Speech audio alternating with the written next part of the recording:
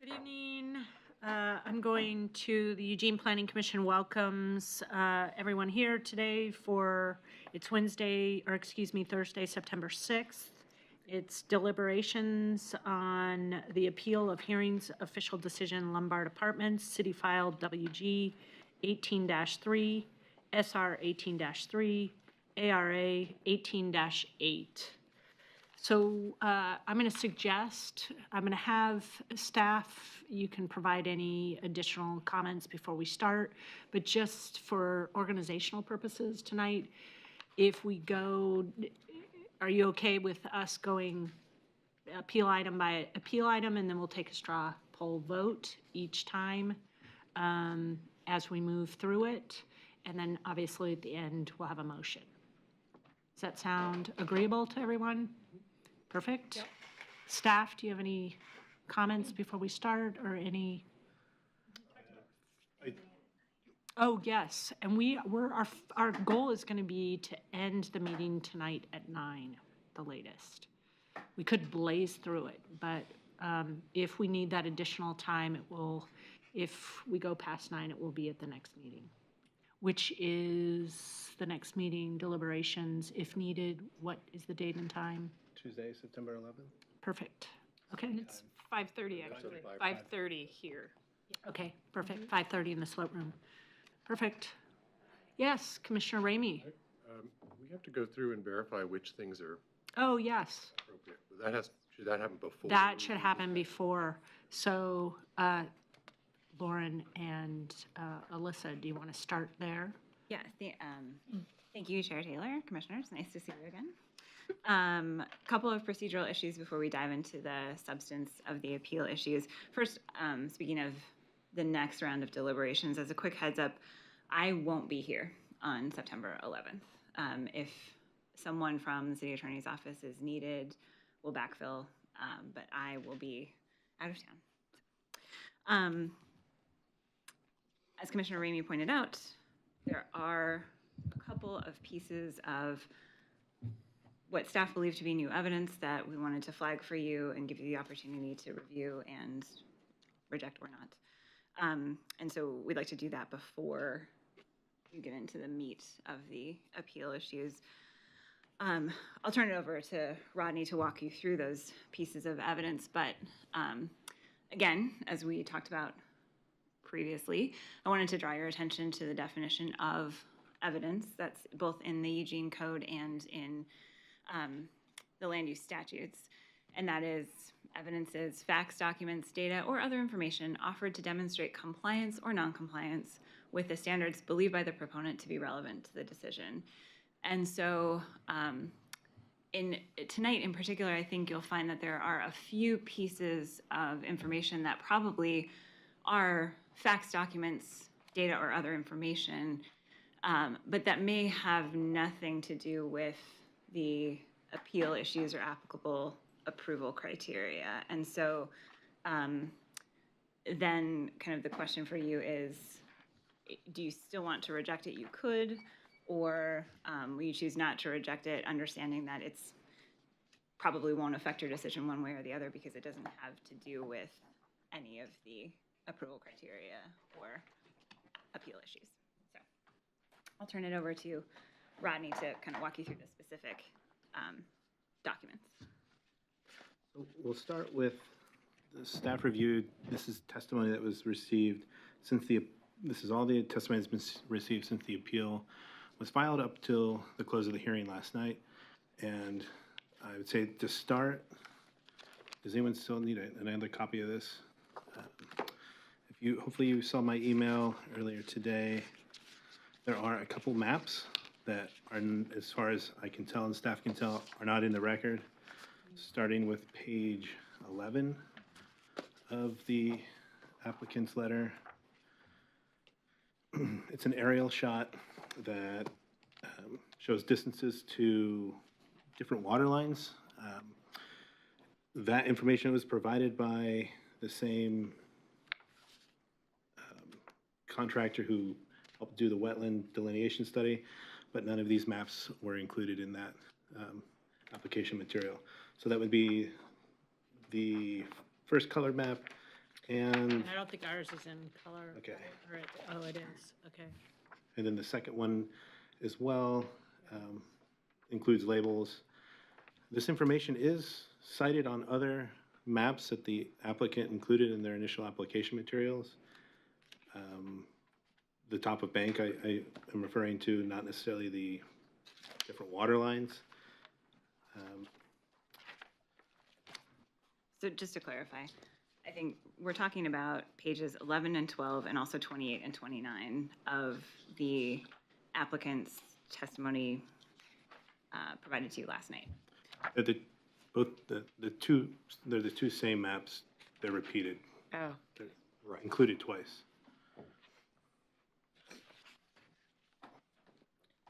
So, Planning Commission, what are your thoughts? Lauren, please repeat essentially what our choice is. So if you find, so just, I guess to take another step back, the Planning Commission, because this is an on-the-record appeal of a hearings official's decision, is supposed to only consider evidence that was available to the hearings official. You are not supposed to take in new evidence that the hearings official didn't have access to. If you find that new evidence has been given to you, you have two choices. One is to reject that evidence and say that you won't consider it when you're making your decision. The other would be to accept the new evidence, but if you accept it, then you would need to reopen the record to allow other folks to respond to that new evidence, and we just don't have time in this particular instance to do that before the statutory 120-day period within which you need to make your decision will run. So that period runs September 15th, is that correct? So there's just not enough time to reopen the record between now and then.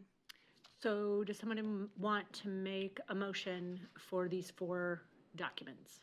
I move that we disallow pages 11 and 12 and 28 and 29 from the material submitted by the applicant. Anybody second it? Second. Okay, Commissioner Baker seconds it.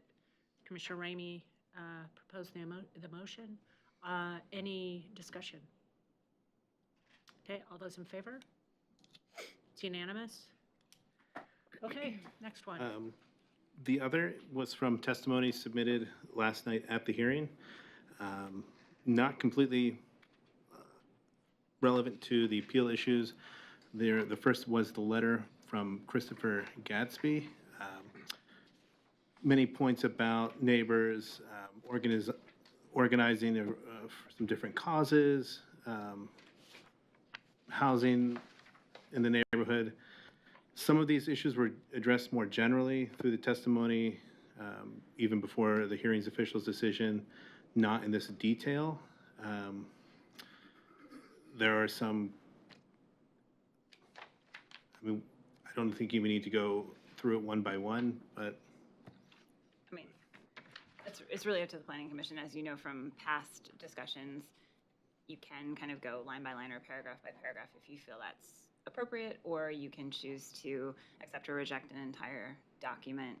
I will say my quick review of this letter, I defer to Rodney as to what is already in the record, but it appears that this is, I don't see that the information included in this letter really has to do with any of the applicable appeal issues.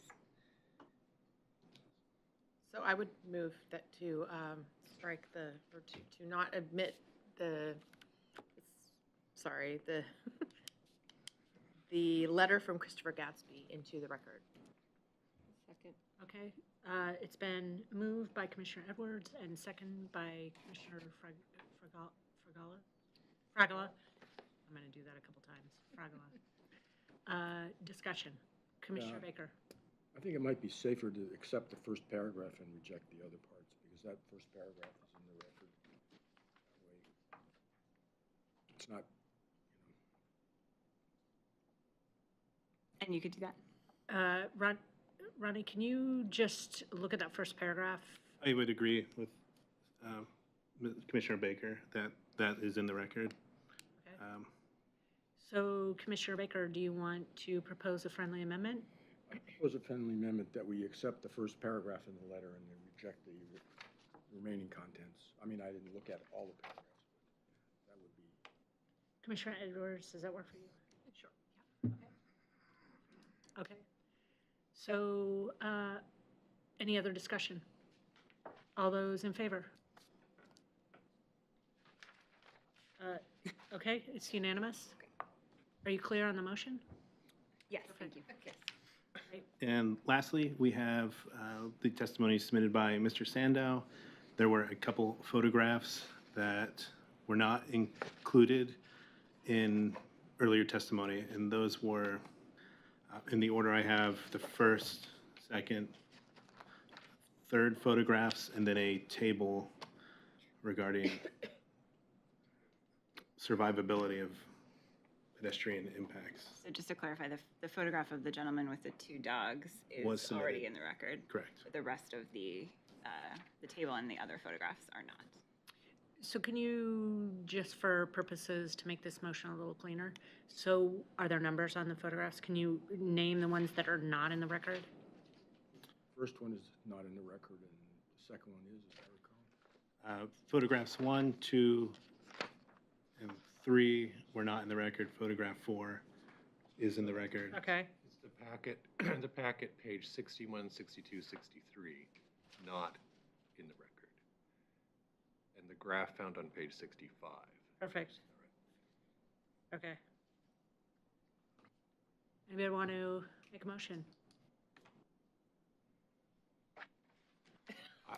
I make a motion to not include these documents and photographs and the graph in the record. Okay, for clarification, we'll use, as in the record, it's page 61, 62, 63, and table 65 on 65? Yes. Perfect. Any second? Second. Second. Okay, it's been, motion's been proposed by Commissioner Fragola and seconded by Commissioner Edwards. Discussion? No? All those in favor? It's unanimous. And that's it. Correct. That Great. was all. Okay. Thank you. So before we move on to appeal item 1, does staff have any other comments, insight, wisdom that you want to share? Sure. A couple issues that were brought up last night. The first, briefly, was a accusation of noticing error. Although the issue wasn't raised directly in the appeal, so wouldn't be an applicable appeal issue, staff have clarified that the subject property does border for a portion, the Whitaker Community Association's boundaries. However, the noticing directive, which staff followed, states that, and I can pull up the language, we have to notice the neighborhood association that contains the area of the subject property. Mm-hmm. I would add that in the future, we would definitely notify them. It wasn't done on purpose, and we did accommodate a request to put an extra sign noticing of the application on the bike trail, which wasn't required by code. I'll leave it at that. If you have any questions, I'm happy to answer. No, I think it sounds like you did your due diligence. And then property owners within 500 feet were notified directly. Correct. Occupants and owners both. Correct. Another issue, for clarification, was regarding the street name and if that's tied to classification. They are separate issues, and according to deeds of sale of properties, there are records that indicate it is Lombard Street, but the applicant's attorney is correct in that the name of the street doesn't necessarily indicate the classification of that street. Okay. Before we move on, are there any more generic questions the Planning Commission has on the application in general to help with the deliberations? No? Well, great. You guys are on top of it. Okay, so we'll go directly to the first appeal issue, and what I'll do is I'll just read the appeal issue, and we'll have discussion. So appeal issue number 1, the hearings official erred in finding that the Willamette River Greenway approval criteria do not apply to the subject application. So what we're discussing is, did the hearings official err or not? Yes, So Commissioner Taylor, if I may, I just have a please. couple quick introductory comments, and then I'm happy to answer any questions that commissioners may have. I just want to clarify, in case it's not clear from the materials that you received, that staff's recommendation on the application as a whole is that, with one exception, Planning Commission affirm the hearings official's decision and approve the application. The exception is this question of the applicability of the Willamette Greenway approval criteria. So what staff's recommendation to you is to affirm the hearings official's decision, approve the application, but modify the hearings official's decision to provide that the Willamette River Greenway are still applicable to this application. And you can find that the Greenway criteria are applicable and still approve the application. So I just wanted that to be clear from the outset.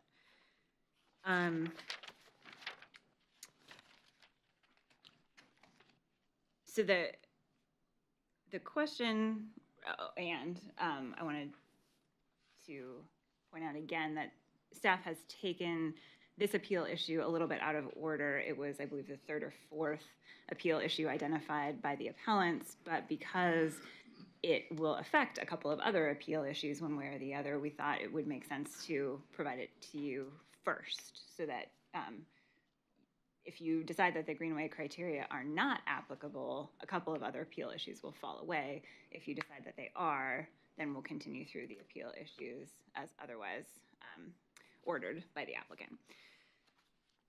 So I want to acknowledge that Planning Commission is in a tough position with regard to this appeal issue. You and the city are stuck between two competing state law directives. On the one hand, we have Goal 15 and the statutes that are associated with it that created and protected the Willamette River Greenway and require cities who have property within the Greenway, within their city limits, to adopt ordinances that regulate development within the Greenway and protect and preserve that Greenway area. And as a part of that directive, Goal 15 and its associated statutes require that the city adopt specific language in its ordinances that protect and preserve the Greenway, including language like the best possible appearance, landscaping, and public access, to the greatest possible degree, maximum possible landscaped area. Those types of language are not clear and objective. That is subjective language, but that is language that is required by state law for areas within the Greenway. On the other hand, you also have what we kind of shorthand refer to as the needed housing statutes, which require that applicants for housing be offered a approval path that provides only clear and objective standards and criteria. The city can offer a discretionary path, and we do, but the applicant always has to have the ability to choose the clear and objective path. Here, the applicant has in fact chosen the clear and objective path. They proceeded under our needed housing track for their site review application.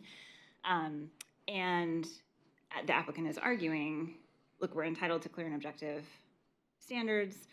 We have to get this Greenway approval. The Greenway standards aren't clear and objective.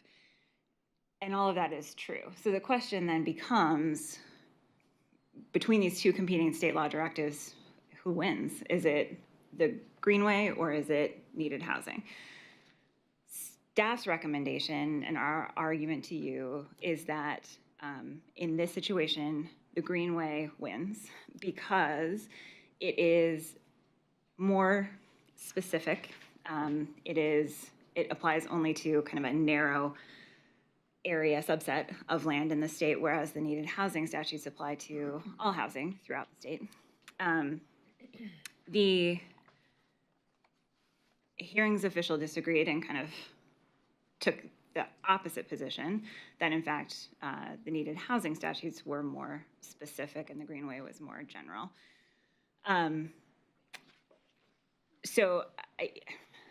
This is not an easy decision, and I want to acknowledge that.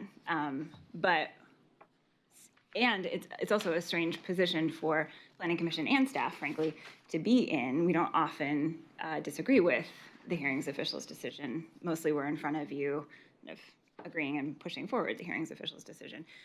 But it is staff's strong recommendation that the Planning Commission find that the Greenway approval criteria are applicable even to needed housing applications within the Greenway, because at the end of the day, we have these two competing directives and we have to decide which one wins in this situation. And we believe that the Greenway is more specific, so it should continue to be applied.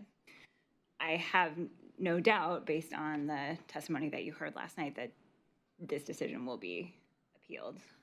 So kind of going into that with eyes wide open. And for what it's worth, I don't think that we are the only city that is in this position. And it may be helpful to have a body like LUBA tell us, between these two state requirements, what do we do? So for what that's worth. Just to quickly address Bill Close's testimony from last night about attorney fees, and if you are concerned about that, there is a statute that provides that if the city denies an application, it's appealed to LUBA, and LUBA finds that the city acted outside of the realm of its discretion in denying that application. LUBA can order the city to approve the application, and if they do that, then the applicant is entitled to attorney fees. That was the situation in the Walter case.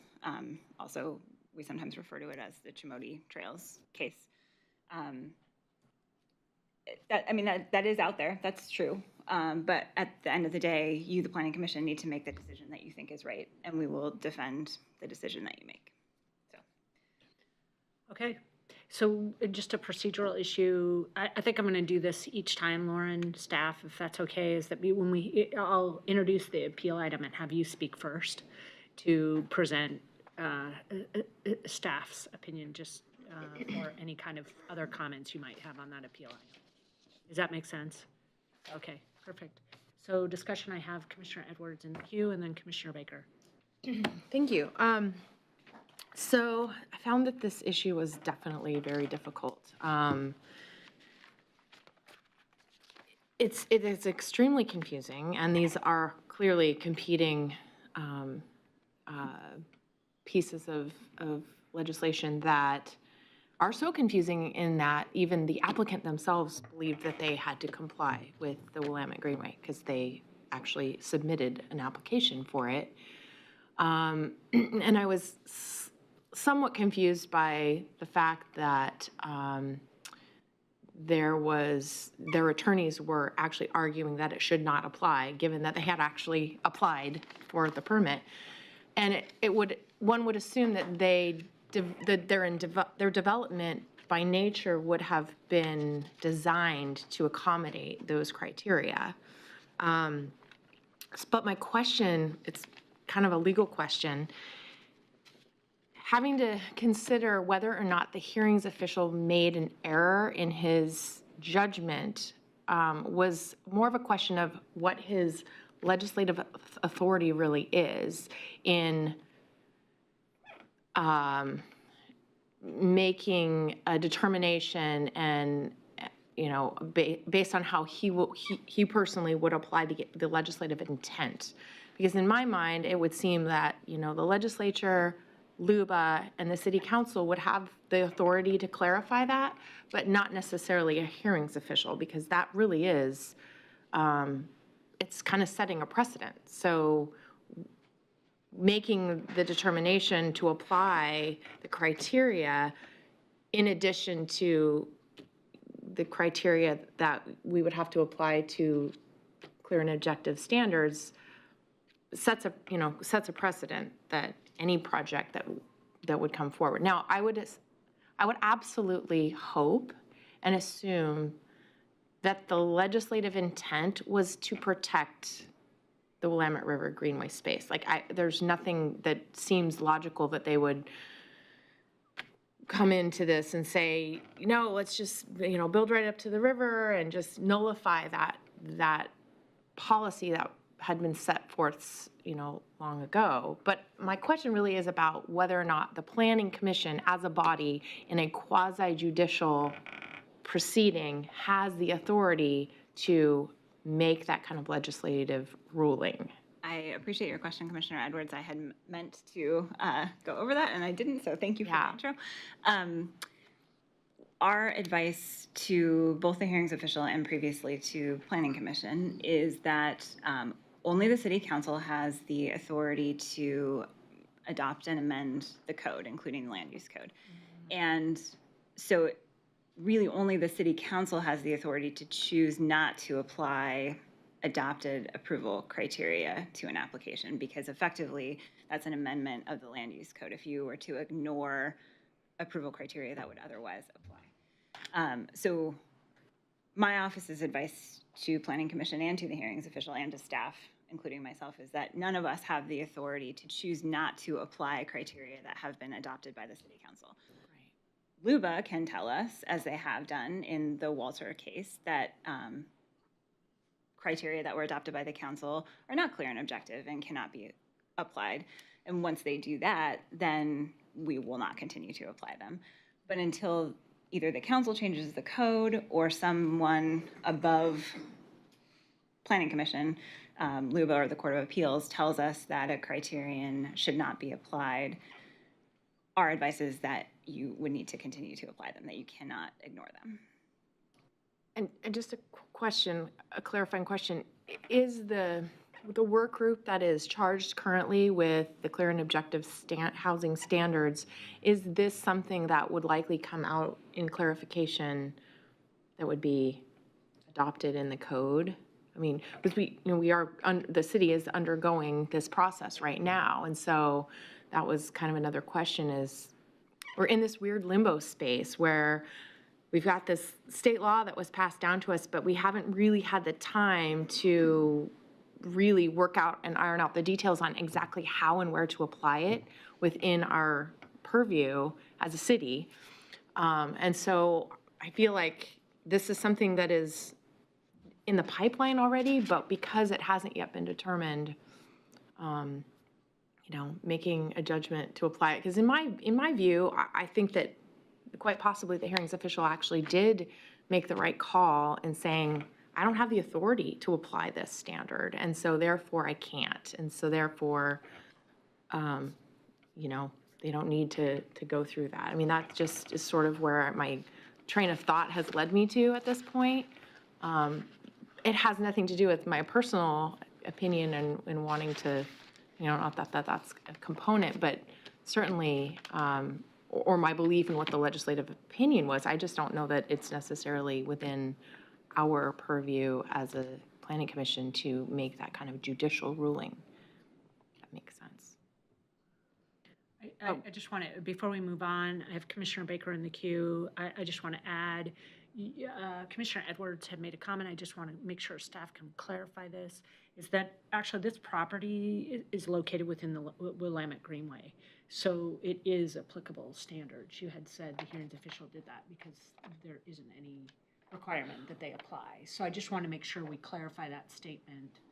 I'm not sure if that's what you meant. No, that's not what I meant. I meant that applying those in lieu of the clear and objective standards, because when they're competing with one another, they can't really coexist. Right. And so he chose not to apply those. So yes. He's choosing one. Yeah. Yes. He's Okay. choosing the more recent piece of legislation, which is what's confusing, and I think that's really a difficult place, so. Perfect. Okay. Is there any additional comment before we move to Commissioner Baker? The only thing that I would say that it's in my written materials, but I didn't mention it in my presentation tonight, is that, again, thank you, Commissioner Edwards, this previous to Senate Bill 1051, this 2017 change, needed housing applications were always entitled to clear and objective standards, but needed housing was defined kind of in a series of different places to be excluded from the Greenway. So property within the Greenway wasn't eligible to be considered needed housing under the Goal 10 administrative rules. And so we didn't have this conflict until very recently because housing developments in the Greenway were not entitled to clear and objective standards. When Senate Bill 1051 was passed, the wording was changed a little bit to provide that all housing is now entitled to clear and objective standards. And so presumably that would include housing within the Greenway. And now we are in this position of having a conflict between the requirement for clear and objective standards on the one hand and our subjective Greenway approval criteria on the other, which are subjective in large part because they are required to be by state law. So, Perfect. Okay, everybody understand? So Commissioner Baker, and then it looks like I might have Commissioner Fragala. Okay. Yeah, a couple of things.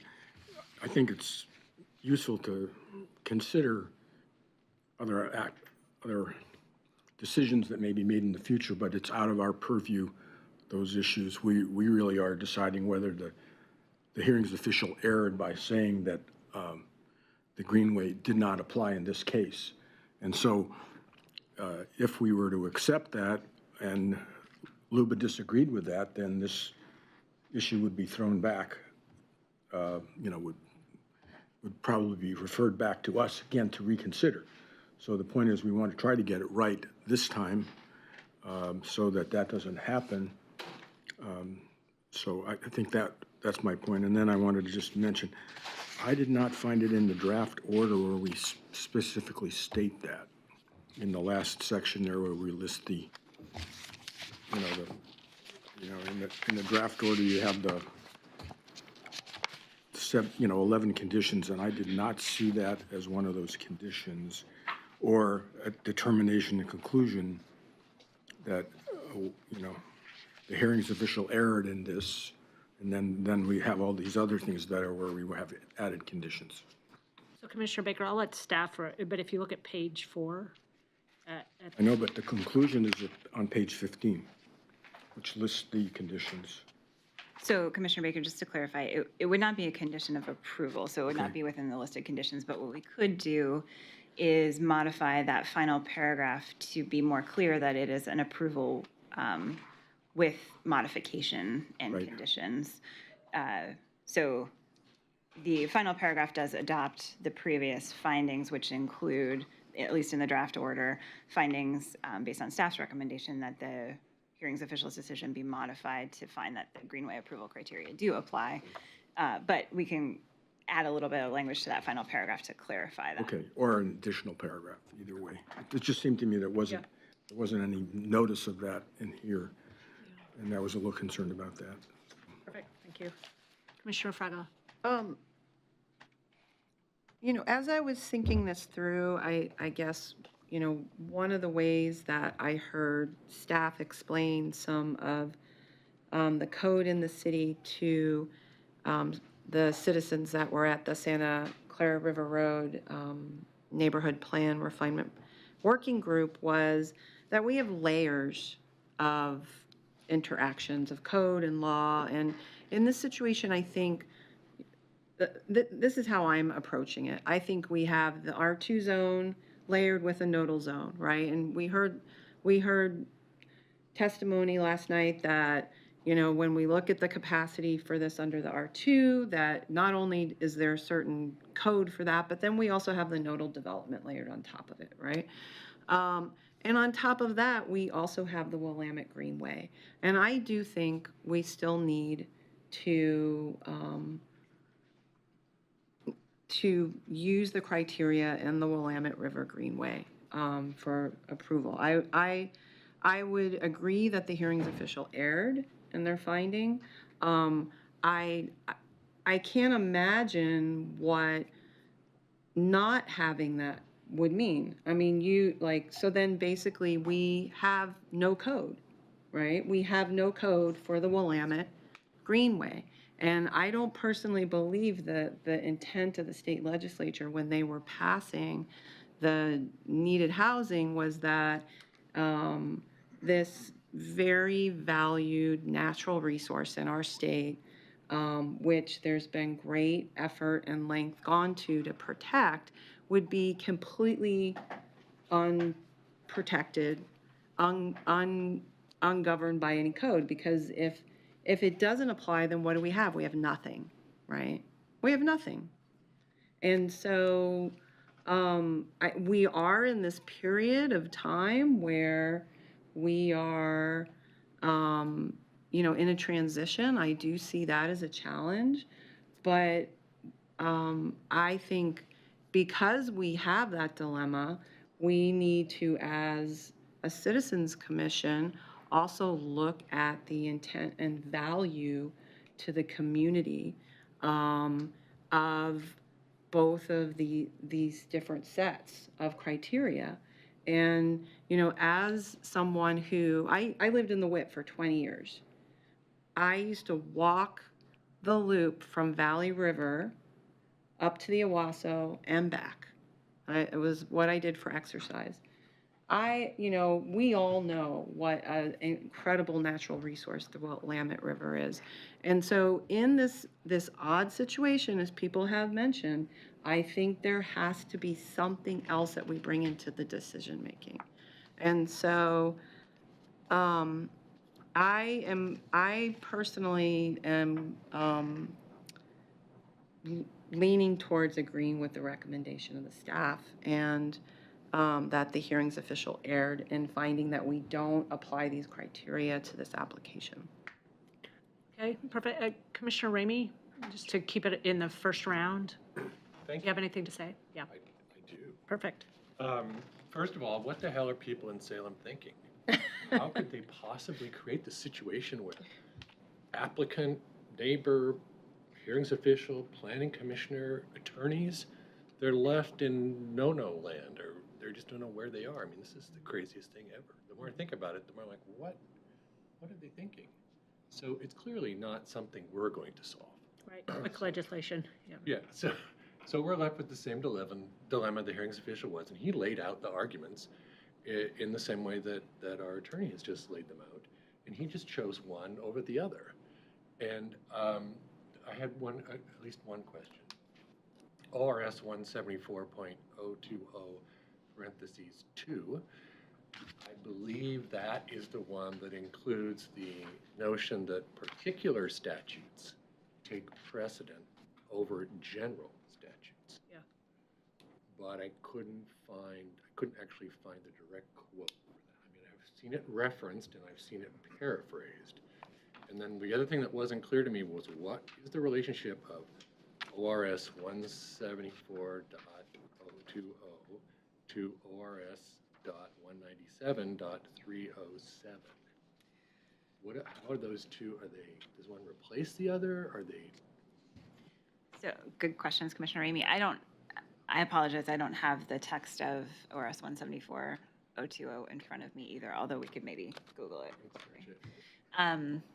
But while we're doing that, I can speak to your question about the interaction between the two statutes. So 174, generally the statutes in Chapter 174 talk about how you interpret the Oregon Revised Statutes. And so they say, in the case of a conflict, the more specific controls are more general. Here are some words that are used throughout the statutes, and here's what they mean. It's just kind of a reference back to how do you use the Oregon Revised Statutes. And so it Related to needed housing. No, it's not related. It's a general, Yes. overall. Correct. Okay. Yeah. Okay, very helpful. Okay, I'm gonna, go ahead, perfect, yep. Oh, and You scared it right out. Oh, shoot. so Rodney put the text. You know what, I'll come back to you unless you can remember really quickly.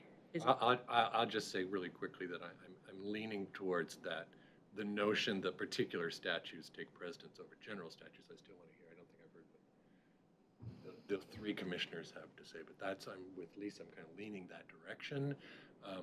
It's a sensible option in a nonsensical situation. It's the more sensible option to me. So that's what I'm hanging my hat on. Okay, great. I have Commissioner Edwards in the queue. And I just want to add, I'm going to quickly add myself in the queue. I had the same question as Commissioner Ramey. I won't repeat it. Thank you.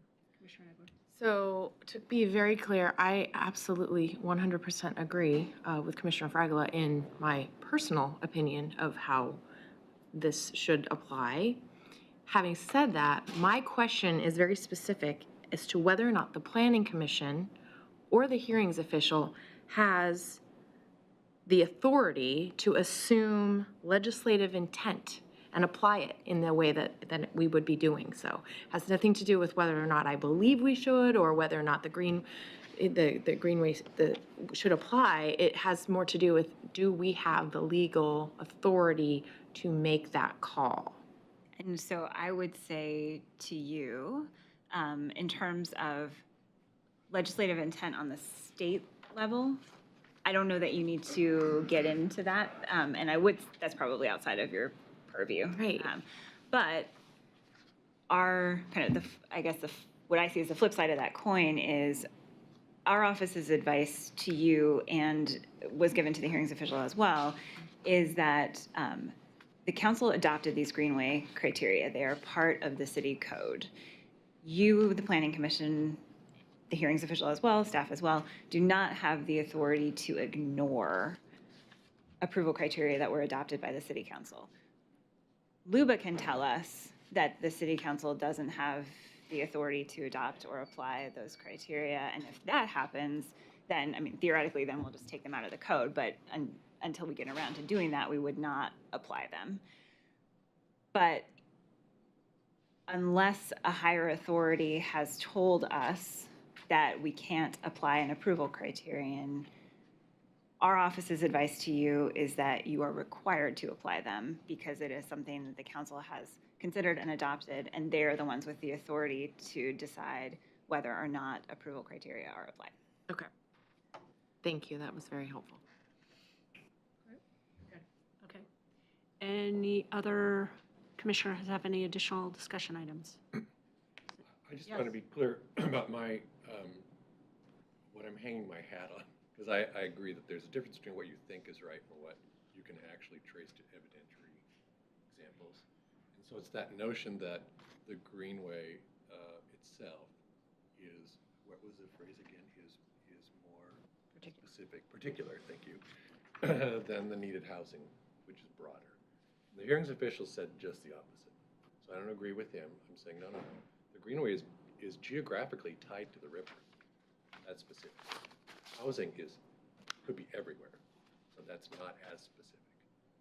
So that's, if I have to make a decision about which one is more or less specific, and that's the only way I can get to a path that says here's how you can make your decision. Okay, do you have another comment, or does somebody have a motion? Okay, I just Commissioner have a Edwards? very quick question to address that. Would there be any relevance to the fact that the clear and objective, or Senate Bill 1051, chronologically came after because that is where I'm kind of torn, because that is a recent Perhaps, statute. and I think that's what the applicant is arguing, that that change came later, so presumably the legislature knew how that change would affect the Greenway regulations and cities' Greenway regulations. That is an argument that the applicant has made to you and that will probably be made at LUBA. In staff's estimation, the timing carries less relevance than the applicant seems to think it does. We believe that at this point, the question is, timing or not, you have two competing state law directives. If the legislature had intended these needed housing statutes to specifically address the Greenway criteria, presumably they could have said that too. So you're stuck between the rock of goal 15 and the hard place of clear and objective. And piggybacking on Commissioner Ramey's comments, you need to find a path forward. And the way that we see for you to do that is to look at the kind of more general versus the more specific. And our recommendation is that the more specific is the Greenway because it is geographically more specific. And so the more specific would trump the more general. Nice. Thank you. Commissioner Baker? Yeah, I just want to say I worked for state government for 15 years, and these kinds of things happen all the time in the state legislature, and that's why these bills are later modified very often, because there are unintended consequences that you did. And that's why that particular provision was probably put in the code many, many years ago, was to deal with those kinds of conflicts that were not intended, but just, you passed a law and, these things are put together often quickly and through hearings. It's inevitable that there are some unintended consequences that then might be straightened out in the following legislature with a modification to the ORS standard. So the other thing I wanted to say is we're interpreting all the time provisions that were passed by the city council or whatever in the land use code. So that's what we do when we're in a quasi-judicial role. So that's our role, is to, try to interpret what that means. And sometimes it's easy and sometimes it's more difficult, so. Okay, is everybody ready to do a straw poll vote? Okay.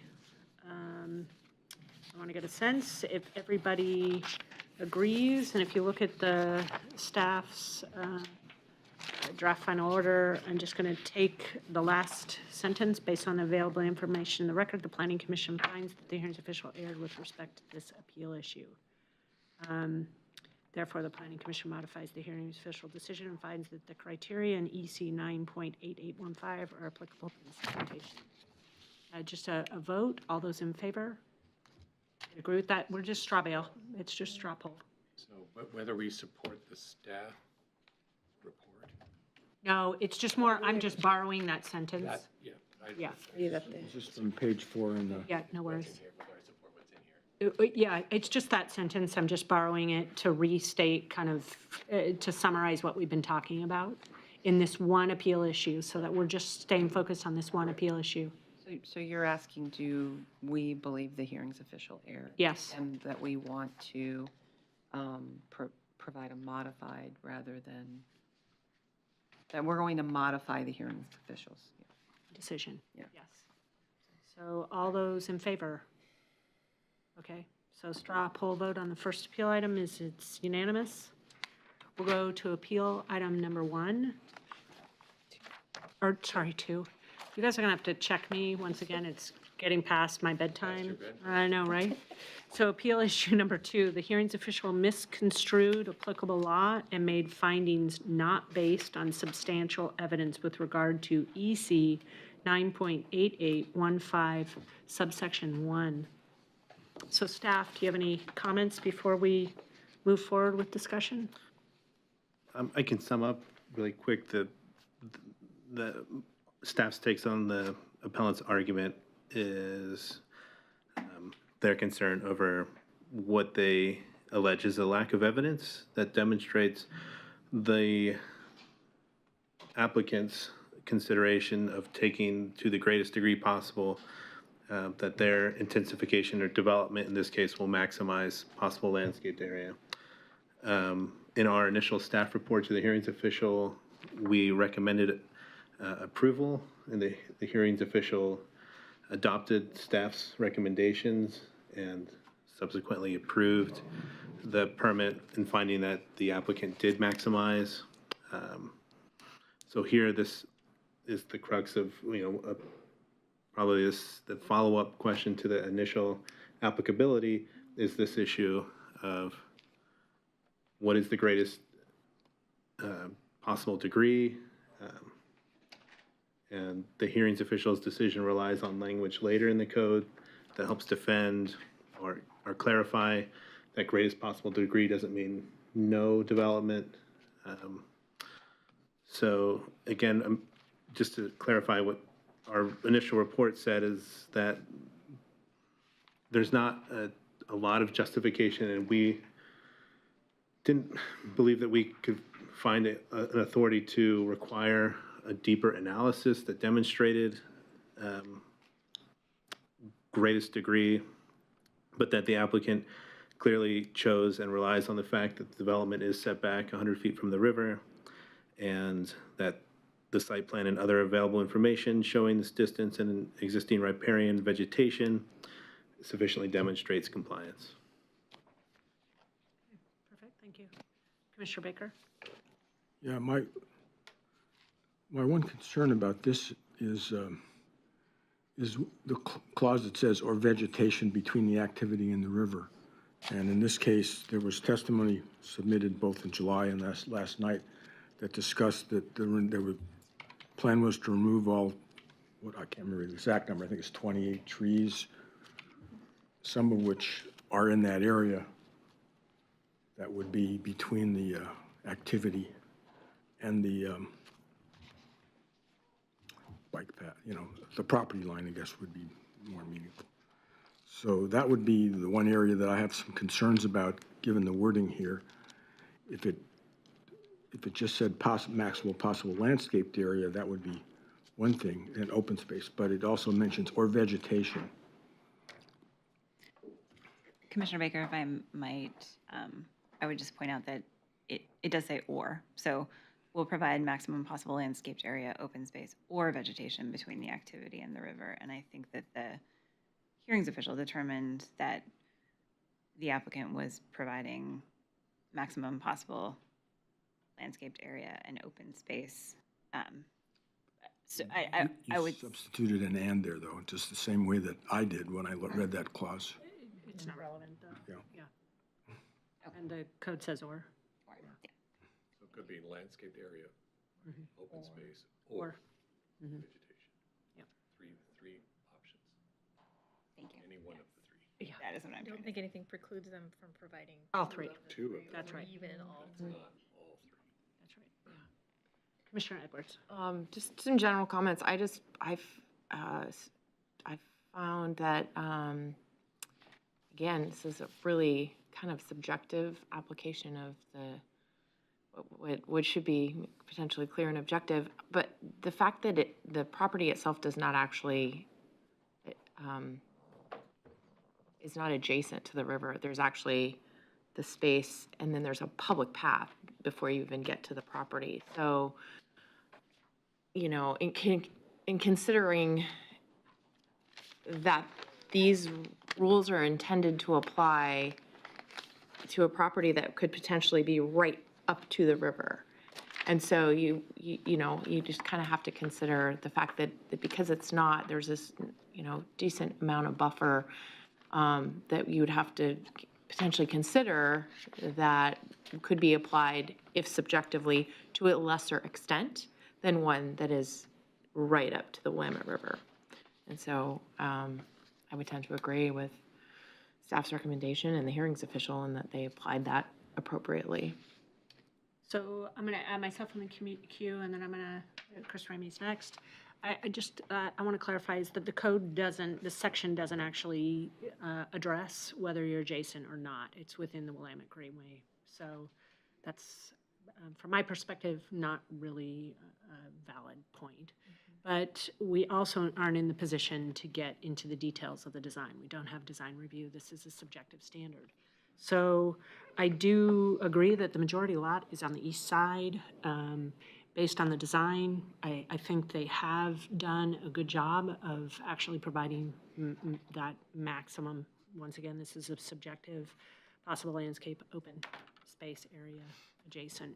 My question, though, and this is, I just want to understand, does the Willamette Greenway have any specific setback standards? And I was going to actually verify that in a couple code section to find out if there's any applicability in terms of a specific distance, because there were a lot of dimensions talked about last night. There is not a specific setback. I believe there may be in another part of town, but there's absolutely not for this particular property. Perfect. Okay, thank you. Commissioner Ramey. So just to follow up on that, and unfortunately not particularly relevant, but the Goal 5 water resource, would that have a setback? So that would be top of bank, certain number of feet. 100-foot setback. If there was no greenway, you would imagine the Goal 5 would kick in, and that would be 100 feet top of bank. Correct. So that was sort of where I was coming from. Well, if there wasn't a greenway, you'd still be 100 feet. So there is, it's not really relevant because we are in the greenway, we're not. Right, like anywhere along the river, there is Yeah. a 100-foot setback from the top of bank. So that's another standard. Looking at this from, junior architect, which I am these days, and having done some work like this with the same standards applied, the idea that you're being as far from the river and yet balancing, so it's not nothing, it's something. It was never intended to be nothing. I think they struck a pretty good balance. Unfortunately, as came out in some of the testimony last night, I think, or maybe some of the written testimony, some of the ideas conflict with each other, like transportation. If you were to reduce the number of parking spaces, which you could do, they've oversupplied parking by code. That has an effect then on where do those people park? They're going to park in the street. So there are some functional things you could do literally to make it further from the river, but that I don't believe represents a good balancing of what this development is about. And it's very clear that that's what's supposed to be done. You're supposed to balance it out. It's not all, it's not nothing. It's somewhere in between. And looking at, with my architect's eye at this, I think they in meeting the standards that R2 allows, they have struck a pretty good balance, and particularly that 100-foot setback. I don't know if they could have done better than that. So I would be on the side of agreeing with the hearings official and the staff that this standard has been met. Are there any other commissioners that have comments? Commissioner Baker. Well, I just would clarify that really we're talking about the 70-foot setback from the property line. The other dimensions are, it varies depending on where you are on the site, but that's really their measure is that's the closest they are to the property line, and that's really the separation. Not these other dimensions that vary whether you use the high water mark or the bike path or whatever. Sure. Or So Commissioner Baker, were you done? Yeah. Okay. I just want to add one other comment. It's going to piggyback off what Chris Ramey's perspective is, because I have the same experience that there's a lot of things that, a lot of elements of the code that each owner is balancing, and there are implications potentially to making different choices. And like I said at the beginning, we don't have so because of all these code standards, we don't have a review authority to actually review the actual design. So while personally, there might be other solutions, that's really not our role to come up with different design solutions. Like, for instance, the landscape screening. I have a lot of sensitivity and compassion to the neighbors that they might want other design solutions, but we can't really. And I know a lot of the neighbors really rose and said, we challenge you to review this application in that way. That's out of our ability in a quasi-judicial process. And I have a lot of compassion for the efforts that were put in last night, and to realize we don't really have that ability or authority. And that's really a different discussion. It's a legislative discussion that has to do with our code. It's not here in front of this application. So any other comments? Commissioner Baker. Yeah, I was going to say too, I would have, when I asked the developer about why they didn't make those first two units triple 3 stories, and they had a good answer, because they back up against some single-family dwellings on that, I guess it would be the south side. So that seemed to be a reasonable answer. It's conceivable that you could have had the units on this close to the property line as 2-story, and the ones on the other side to be 3-story. So, there is some adjustability there, but they did have a reason why they had done it that way, rather than cutting back the number of units over here by the closer to the to the bike path. So I did feel that that was reassuring. So are we ready for a straw poll vote? Okay, all those in favor that the hearings official did not err? It's unanimous. We'll go to appeal issue number 3. The hearings official misconstrued applicable law and made findings not based on substantial evidence with regard to EC 9.8815 subsection 2. And staff, do you want to, I think, Rodney, you did a great job of summarizing it, so if that works for everyone. This issue somewhat piggybacks off of the previous appeal issue.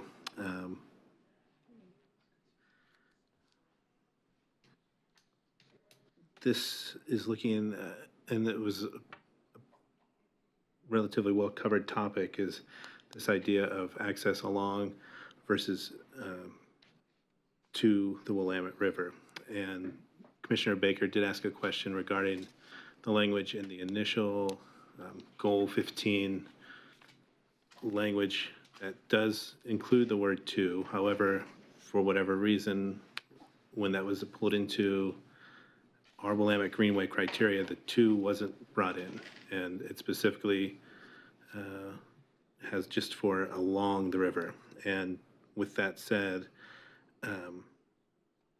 staff recommended to the hearings official who adopted our recommendations that, and in his words, more than adequate access is provided along the Willamette River.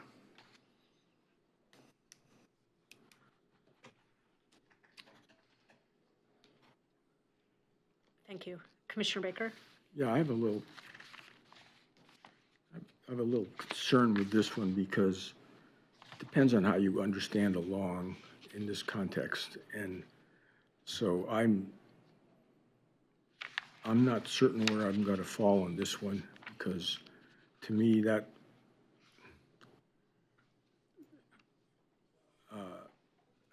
it's not clear to me what's meant by that and whether that means access or that means I mean, we're talking the Greenway here, so obviously it's not like they use the river a lot of times in the Greenway to mean the Greenway, not to mean the river itself, because there might be a bridge there or something else that you're not going to be able to get to the river. So that's why I have a little some concerns about this one. I don't know that it would be obviously, I assume that the developer would probably have a gate and a walkway to the river anyways. We're not talking about a public path for nearby residents to get through the property, but it's just I assume that, you know, we're only looking at preliminary plans, and the final site plan might very well have, you know, a gate for the residents of this neighborhood. You wouldn't expect them to ask the residents to sort of walk 3 blocks around the block to get to the riverfront bike path, maybe. So, but we're not looking at the detailed design. We're just. So I'm going to put myself in the queue. I agree with the hearings official and staff is that subject property doesn't front the Willamette River. So the way this subsection is written is access will be provided along the Willamette River. The property owner, the city of Eugene, who currently owns the property along the Willamette River, actually provides complete, full, comprehensive access along the river. So I agree with the hearings official. Yeah. Is there anybody else? We can do one round before I get back to Commissioner Just a couple of things. Commissioner Ramey, and then Commissioner Edwards. I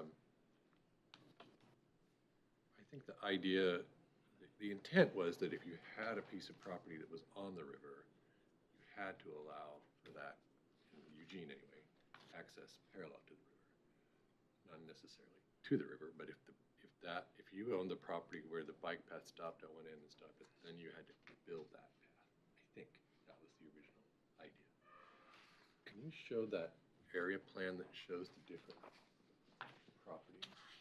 The problem is that on the Greenway is applied across multiple, that's either one of you, multiple properties. As I understood what you said last night, Rodney, the Greenway actually comes to this point, right? All the way up. More or less, it does So would cut these back in. properties here begin the Greenway? Correct. So if they were subjected to Greenway, this requirement, we would not expect them to somehow build an access because they're locked behind multiple properties. But the idea that there's access along the river has already been provided by someone else. So that criteria is not applicable to that property owner because that amenity already exists. And we're not going to ask that property owner then to connect to the river. So when I look at that reality, I go, okay, well, that clearly, if you're a big property owner right at the edge, you're relying either on the city to have already done it, or you're responsible for it. If you're back behind there and it's already done, then it just doesn't apply to you. So that's where I come down on this one is, well, it's already there, so we're not going to build 2 bike paths. And the city of Eugene doesn't require to the river, it says along the river. I would be supporting the staff and hearings officials. Commissioner Edwards. Just really briefly, I support the staff's recommendation.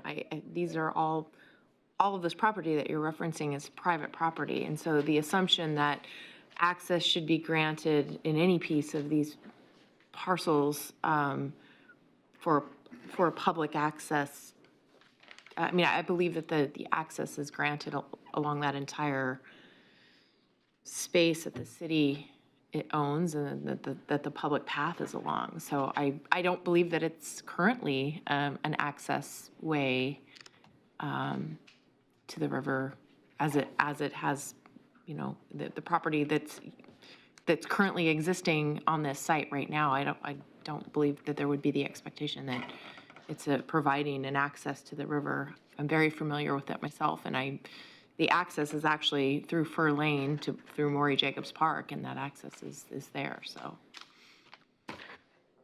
I'm going to throw myself in the queue unless somebody wants to go ahead of me. No.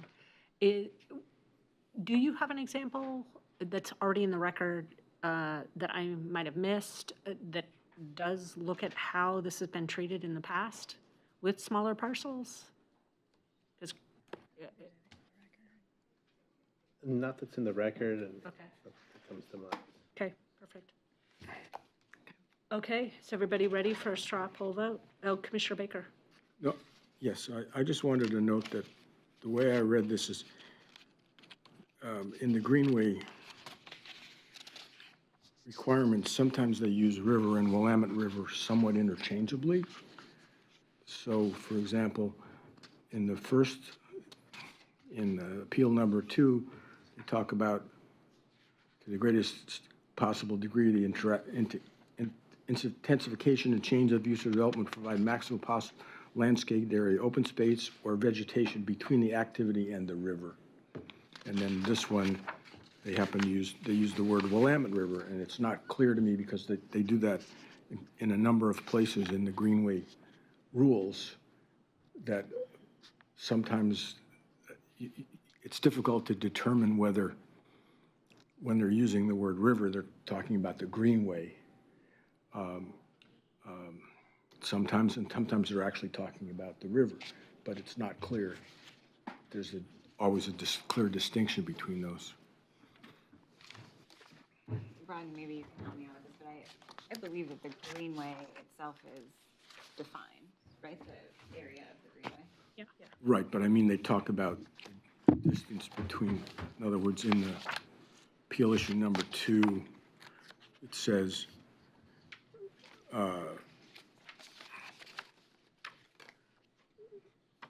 maximum possible landscaped area, open space or vegetation between the activity and the river. And that's throughout the Greenway, so, you know. So it's true that sometimes within these approval criteria, they use the term river and sometimes they use the term Willamette River. Right. My understanding of the approval criteria is that, well, perhaps the drafters could have been a little more specific and always use the term Willamette River, so we were very clear. River means the river, the Willamette River, and the greenway itself is a much larger area that is otherwise defined by the code or implementing Yeah, regulations. but And we only have one river. But what I mean by this is, so, you know, appeal issue number 2, it's the maximum dimension between the activity and the river. And of course, the activity, looking at the map, might be, in this case, it's quite a ways away from the river. It's not, I mean, they're using the river as a sort of a demarcation to measure from or something like that. So it's not very, it doesn't mean the river. Sure, and I think if I may, just to reply to both comments, if you took it to mean access along the Willamette River Greenway, you would have to, I guess there's that logical extension to small private lots, allowing access over a portion of their lot.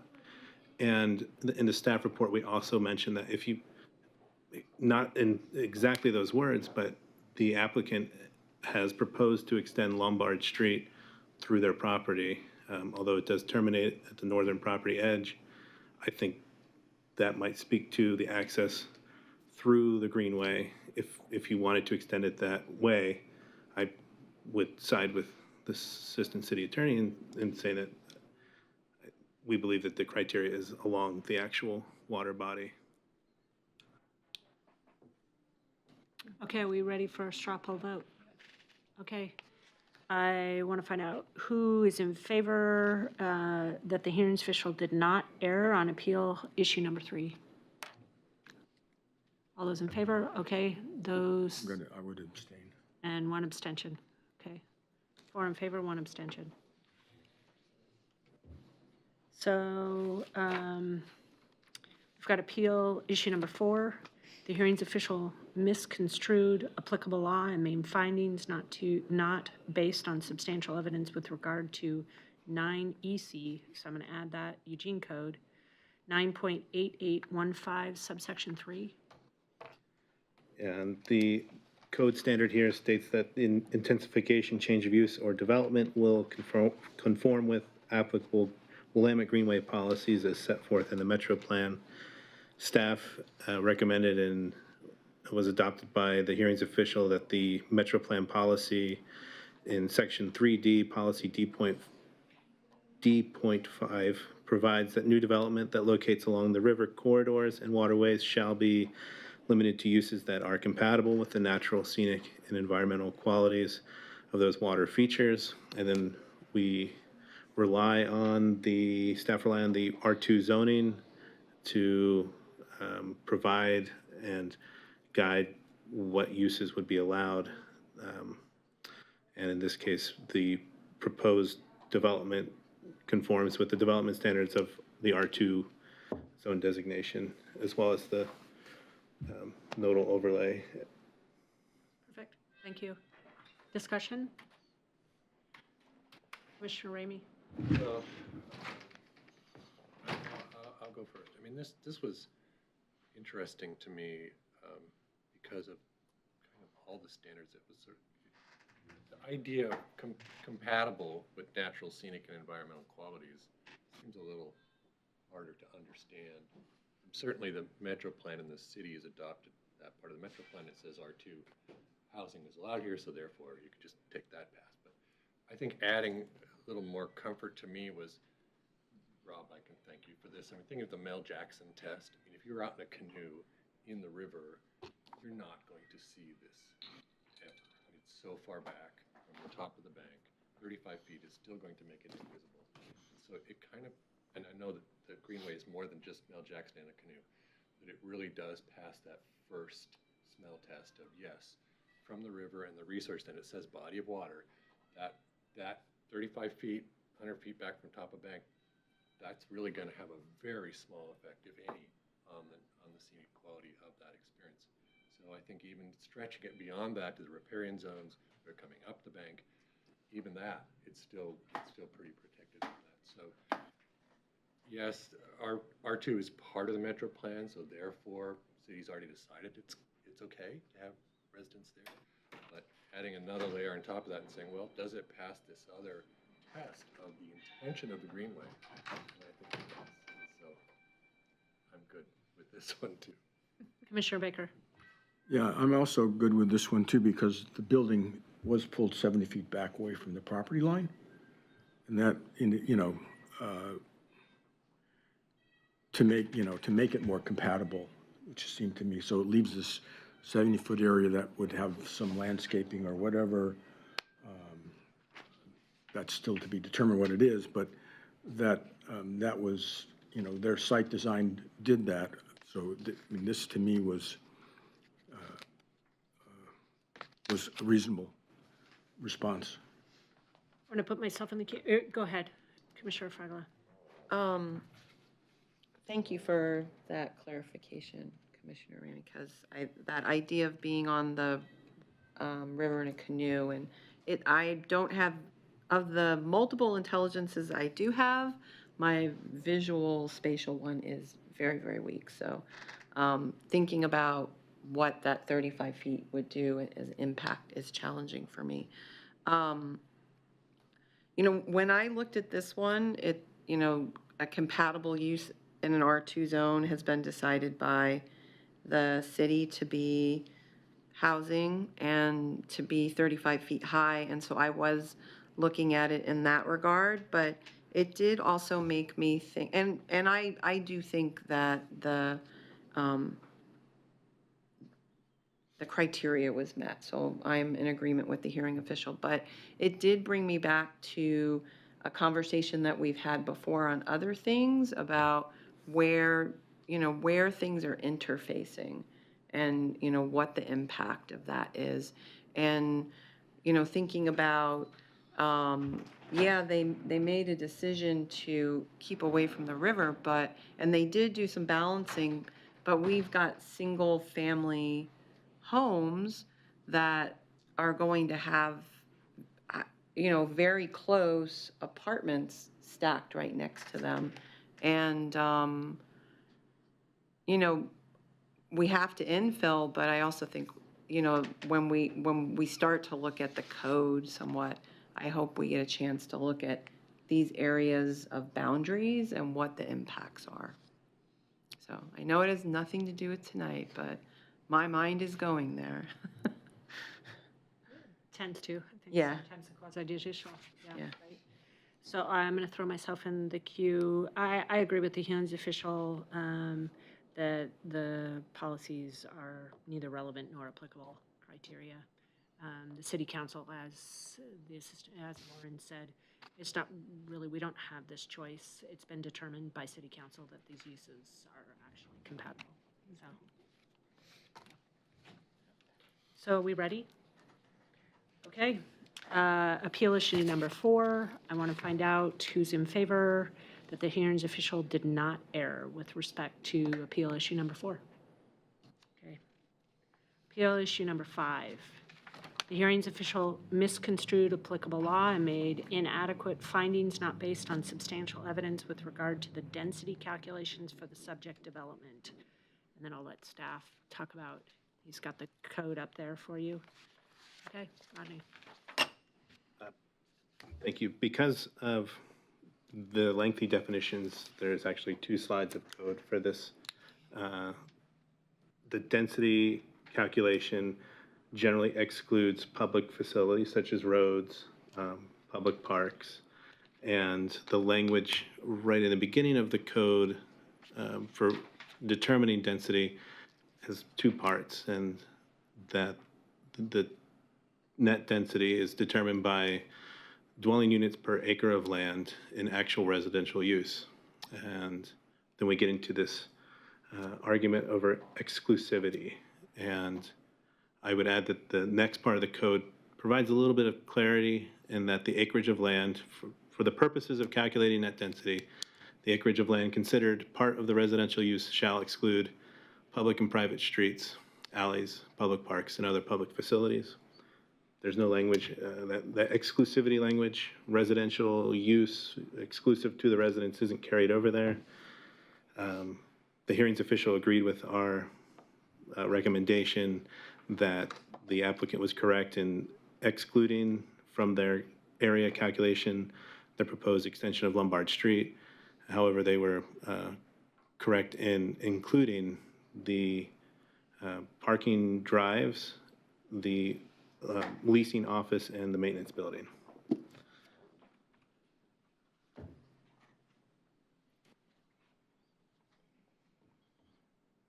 So, any points of discussion, questions for staff? Commissioner Baker?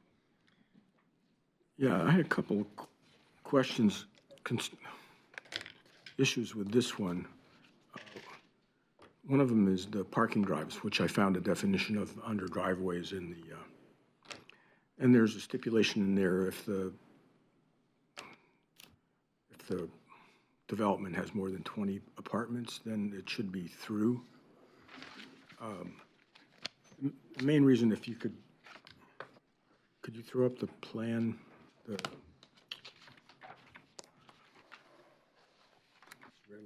Yeah. You know, we should note in this particular one, Rodney, if you want to explain it, make sure everybody understands this particular appeal item, actually, there is an adjustment review. So just so you know that, to the actual code standard. Yeah. The concern I have is this here, whether that is by the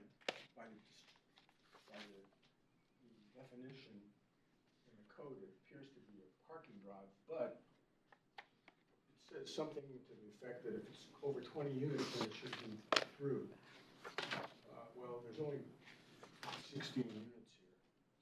And then there's another development over here. I mean, it happens to be on the same parcel, but I was a little concerned that this will end up functioning as a street between here and there, if this were not, blocked off. Because these do provide through. In other words, they do meet the definition of a parking drive. Over a certain number of units, you're supposed to have through, but that's not required if you have less than 20 units.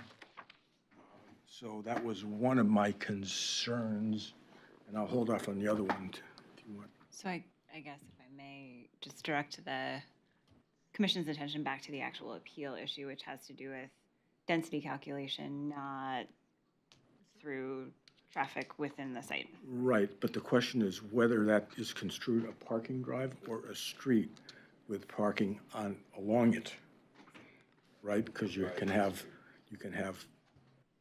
diagonal or perpendicular parking along a private street as well. And there wasn't a definition I could find in our code at all for a private street. There's a lot of places where it's referenced, quite a number of places, something like 20 sometimes, but there's never any definition that would distinguish a private street from a parking drive. Just to be clear, to the 20 units, if you have 20 units, the parking drive shall be designed to admit no through motor vehicle movement. So the applicant requested an adjustment to that in order to allow through motor vehicle movement. And staff recommended that the adjustment was warranted. And in my comments, in staff comments, we find that just because the adjustment is warranted and the through movements is permitted, it doesn't change its designation. Yeah, but again, if you go back to the drawing then, what would prevent people that live on that aren't even in the apartment complex from using that as a way to get to River Road? So I just want to repeat, once again, going back to Lauren, that question, so really are you asking about the definition? Because that's more important than the connectivity and transportation related items. It's not relevant to this appeal item. Well, it might be, because that might be the defining difference between a private street and a parking drive? That's the question. Private street, you don't include the area in the calculation. Parking drive, you don't exclude that area, you know. So although there's not a definition for private street, there is the general definition for street that talks about public or private. And so in our experience, private streets typically have an easement over them, which then grants authority of other people to use that particular street. A parking drive are driveways lined with head-in parking spaces, diagonal parking spaces, garages, or any combination thereof along a significant portion of their length. There's really nothing that, they don't meet private street standards. We actually also have specific standards for private streets. So in no way, shape, or form would we view this as a private street unless they had chosen that it be a private street. And then, we'd have to look to see if it actually met private street standards and would be acceptable to have a private street in that location. Okay, then I guess I would come back to the adjustment review later on, because this says if it's over 20 units, you're not supposed to. Was that adjustment review appealed? No. Okay. So that adjustment review is not, yeah. I don't believe. Okay. Any other comments, questions from Planning Commission? Okay, we're ready? Oh, Commissioner Ramey. I mean, it's not, I don't spend enough time in this scale of development. This appears to be a very clever solution. And there are tons of examples of this in the city. We have Willamette Street here, and you have whatever the next one over would be. Lived here all my life, whatever the next one is. And there are all kinds of ways to get across between those two streets that are not streets. They're parking lots. And so here we have Lombard and River Road. And this is a piece of property that's in between those two streets. And they've developed it in a way that's connected with parking lots. But those are going to be parking lots. They're not going to be streets. So it doesn't seem that different from standard city design. And I can't get myself into making the argument that somehow that should be categorized as a street, where we don't do that in the rest of the city. And in fact, we talk about alleys specifically not being that kind of thing. So I think I'm okay with, Steve, I hear what you're saying, because I looked at this a lot myself, thinking, well, that's really a very clever solution, until I thought about, well, no, that happens all over the place. It's all over. Yeah, so. Anyway, so I'm supporting staff and the hearings officials' decision on this. Any other, Commissioner Baker? Yeah, my other concern is the leasing office. What? The leasing office. Because when I look at the plan, it's pretty substantial in the area, and it seems to me that it could be used for leasing not just this property, but other properties that aren't related on this site, because given the amount of area dedicated to it, and apparently the developer does have other properties they're working on in Eugene. So that was the other issue. I mean, that's, to me, it seems like a commercial facility rather than residential use. I don't think it would make any difference really to the development. It's not a very large amount of square footage. So I doubt that it would really, it wouldn't affect the, it may not affect the density calculation at all. But I was concerned that on appeal, if LUBA decided that that wasn't a residential use, then it would be thrown back to us. So I'm not sure. I think, and again, now I'm way out of my league here. I think the issue is it a public facility or not? It could be a commercial facility, right, and still be counted. How does that work? It has to be related, it has to be an accessory unit to the residential development. yeah, and it's to that residential development, not to others. So that was my concern. If it was a smaller building, like, you know, Well, you're probably weighed into the, is it 50%, 49%, you know what? And we don't, there's no evidence telling us what that is. So if you look at the code criteria that's up on the screen, net density, the sub B is how we calculate net density, sub C is the types of things that are removed from that calculation. And it is excluding public and private streets and alleys, public parks, and other public facilities. And so I guess the question for the planning commission would be, the hearings official determined that the leasing office is not a public facility, and so should not be excluded from the area used for the density calculation. And the question is whether you agree with that conclusion. Commissioner Baker? Just quickly, and my concern was the wording for the exclusive use of the residence. And if the leasing office ended up being a leasing office that's used for a number of residential properties around town, that would pose a problem to me because of that clause there. Commissioner Rainey? While that may be true, there's nothing in the record for us to say. Any other comments or questions from planning commissioner staff? Okay. I'll take a straw poll vote. That the hearings official did not err and that the standards at EC 9.275 are met. All those in favor? All those opposed? Okay, 4-1.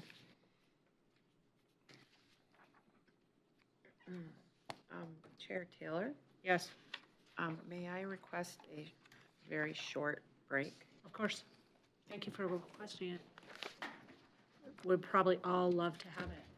Do you have a quick question you don't want her to leave? No, I was just gonna say, can we specify 5 minutes or? How about 5 minutes? Okay. Is that enough time?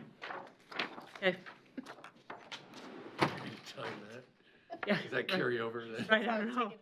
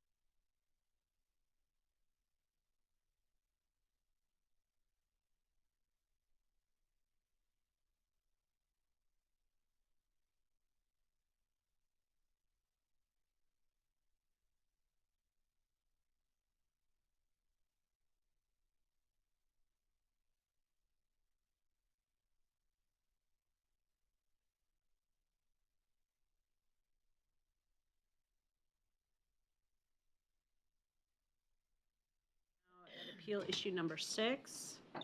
Excuse me. The hearings official misconstrued applicable law and made findings not based on substantial evidence with regard to EC 9.8445 subsection F, 4F2, EC 7.420 subsection 3I, and EC 9.6780. So on appeal issue number 6, the appellant cites a number of codes, but their argument appears to concern primarily the vision clearance corners on the corner of Fur Lane and Lombard Street. They provide evidence from a traffic engineer demonstrating lack of compliance on those corners. Staff point out that and rely on our public works staff that, which is where Chapter 7 is public improvements, that the hearings official was correct and that the proposed development site is neither adjacent to nor responsible for vision clearance on corners that are off their development site.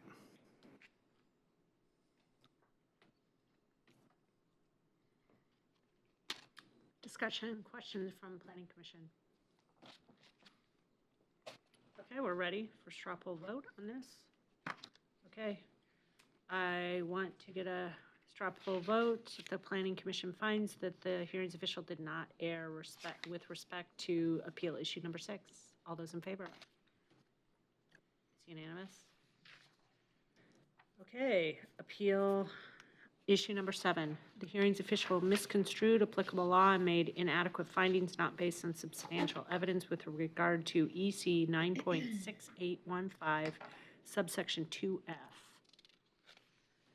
So this appeal issue concerns the quality or the adequacy of Lombard Street, particularly off the site as it goes to the south. If you were leaving the subject property, the appellant is essentially suggesting or asserting that a temporary barrier of some type, usually a bollard system, that can allow pedestrian and bike access and emergency access through but prevent general vehicle use should be required of the applicant. Staff recommended and the hearings official agreed that, in our view, in the Public Works Director's view, the current surface is adequate for vehicles traveling off the development site and would be counter to our connectivity standards. And because of that, we felt that it would be incorrect to require the temporary bollards. Any questions or comments from Planning Commission? We're ready for a straw poll vote? Okay, I want to get a sense. Planning Commission finds that the hearings official did not err with respect to appeal issue number 7. All those in favor? It's unanimous. Appeal issue number 8, the hearings official misconstrued applicable law and made inadequate findings not based on substantial evidence with regard to EC 9.55007, 13, and 14, and these are the multifamily standards.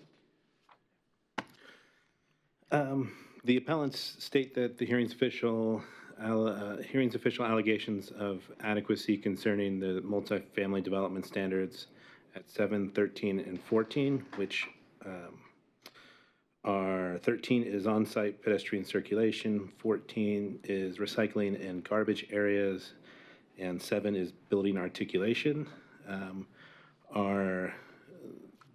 The application materials are too generalized, and the findings fail to explain how compliance is feasible.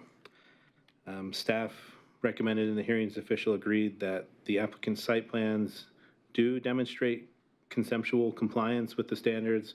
We did suggest, and the hearings official adopted, 2 conditions. These are the first conditions we've come to so far.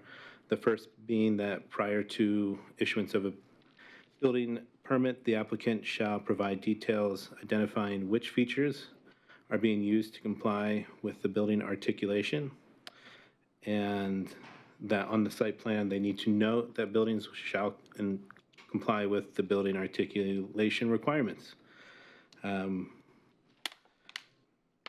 Regarding on-site pedestrian circulation, staff recommended to the applicant that they consider pedestrian access to the bike path. However, we couldn't find in the code the authority to require that access, as the language is specific to streets, and therefore they met that. And our second condition regarding recycling and garbage areas, it wasn't clear on the plans, but conceptually we don't see why it wouldn't be possible, and therefore recommended, and the hearings official adopted the condition to revise the site plan to demonstrate compliance with the recycling standards at Eugene Code 9.5650 and Eugene Code 9.6740 recycling and garbage screening, and to that the applicant shall note those on the final site plan.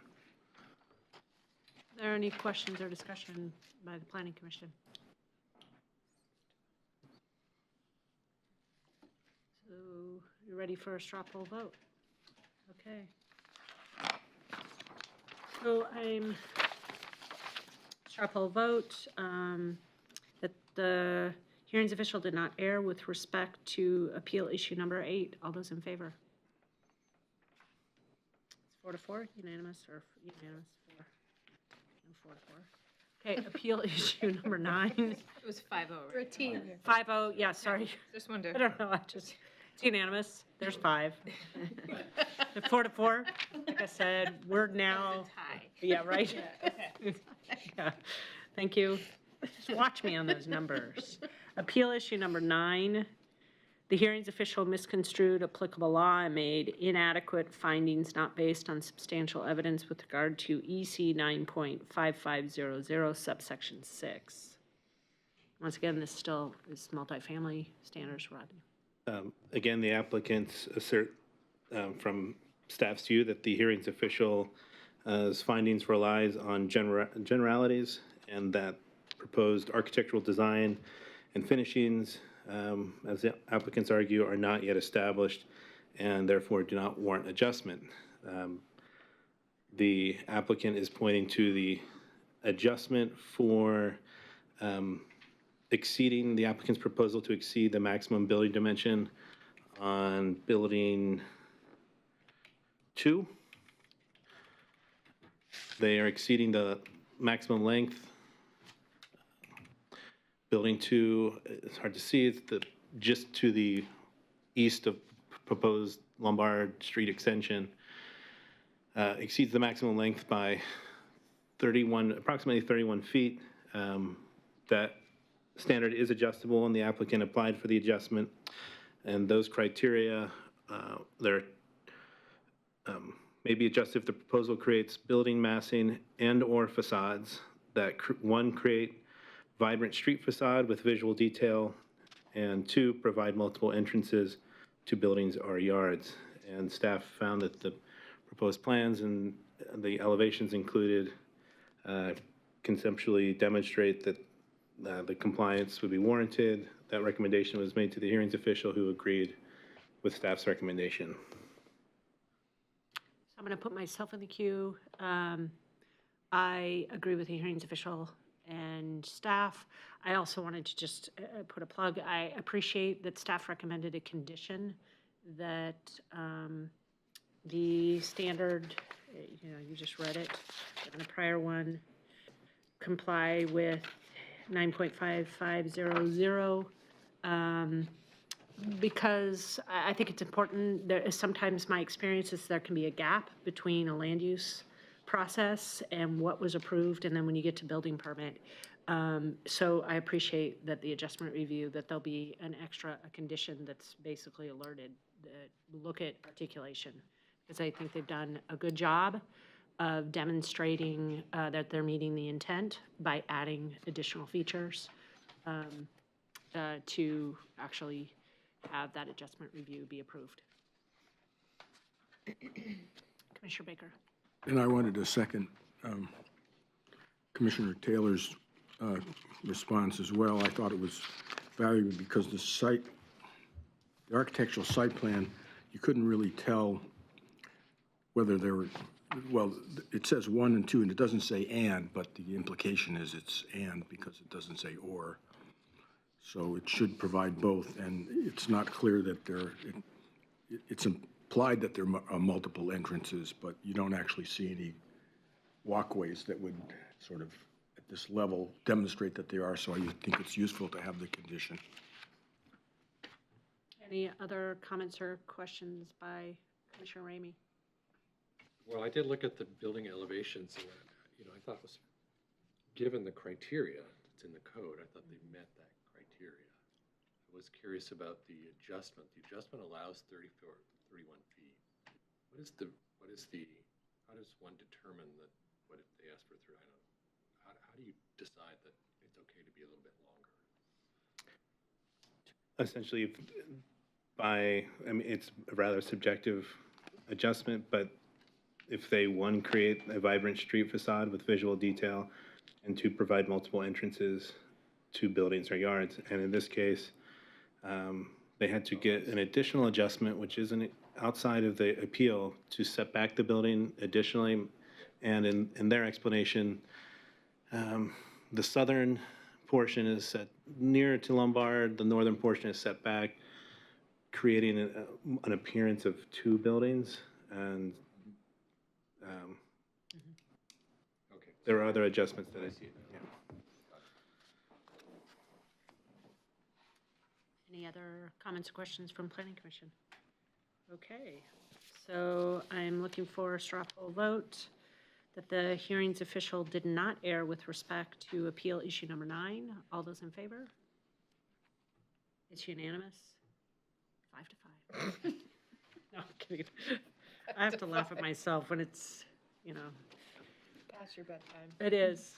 It's East Coast time for me still. That's why I have to justify that publicly. Okay, appeal issue number 10. The hearings official misconstrued applicable law and made inadequate findings not based on substantial evidence with regard to EC 9.6735 subsection 2. Rodney. This appeal issue, the appellants state that the hearings official findings are conclusory and not based on substantial evidence. Staff recommended that and relies on the applicant's traffic engineer. The adjustment here is access connections generally push development to take access off the lower street classification.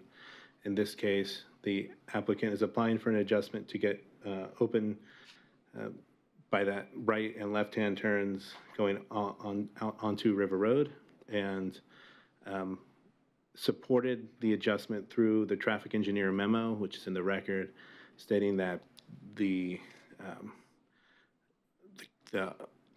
use characteristics and the physical layout through that would meet the adjustment criteria. Turn on the next slide. That the proposed public access may be adjusted if the developer demonstrates any of these following. And staff recommended to the hearings official that the adjustment is warranted, and he agreed. Any comments or question by planning commissioners? Commissioner Baker. Yeah, I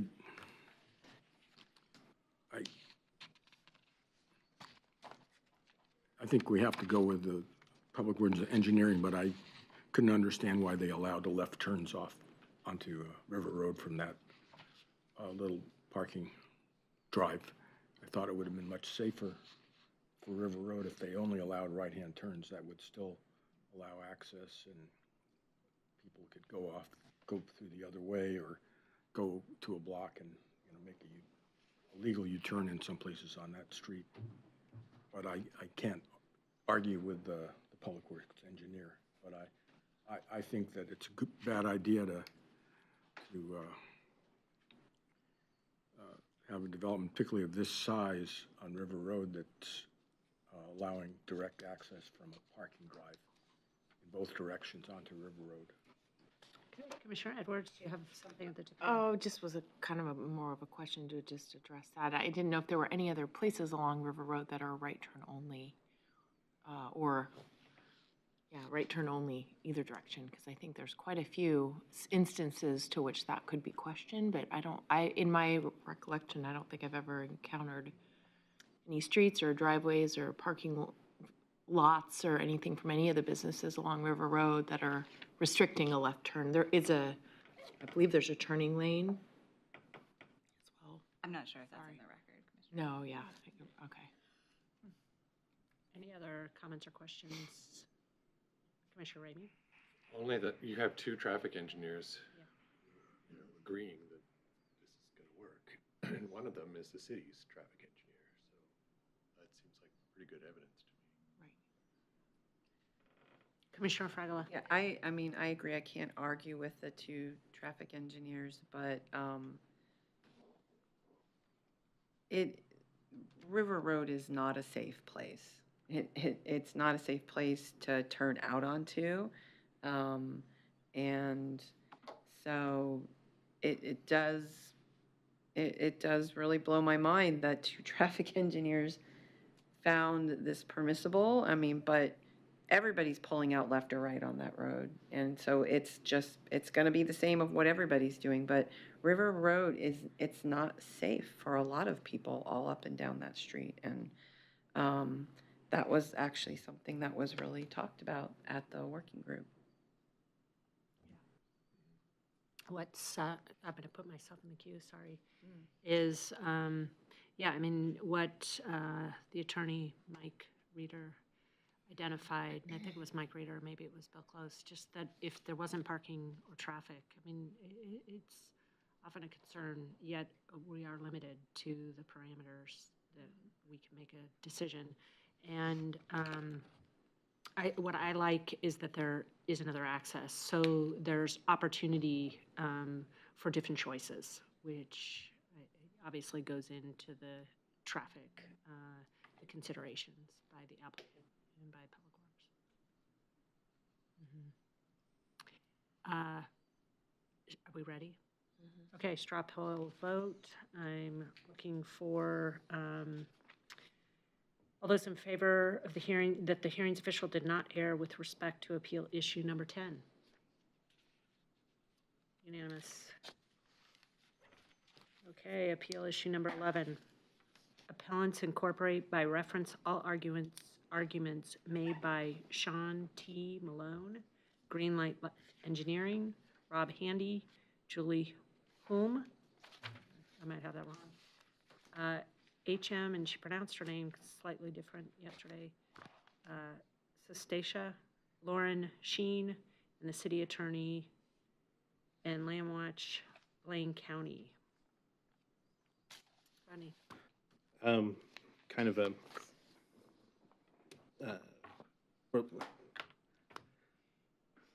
there's not enough specific issue for us to provide.